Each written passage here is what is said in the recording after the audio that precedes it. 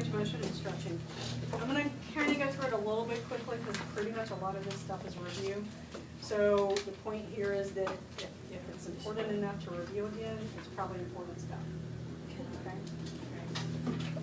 So you remember osteokinematics is just your general joint movement. It's the big movements. And then arthrokinematics is what happens on the joint surfaces, surface to surface. Okay, so it's how one bone moves across the other one. Okay?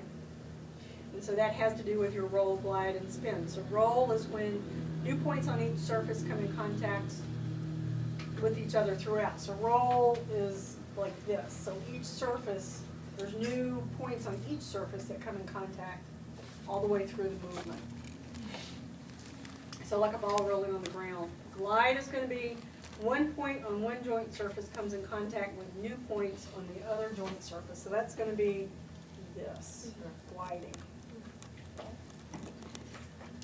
And then spin is the same points on each surface. Okay, so that's, spin is pretty obvious, I think.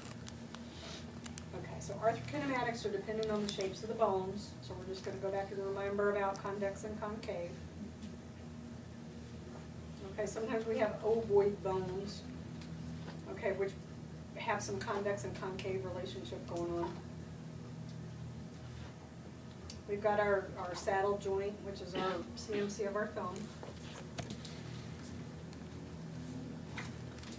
And we've talked about accessory motions before, so these are motions that accompany the classical movements, essential to functional movement and essential to full range of motion.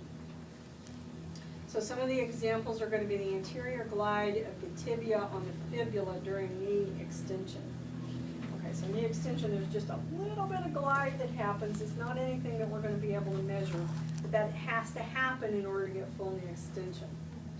Or another example would be the upward rotation of the scapula with the active shoulder flexion.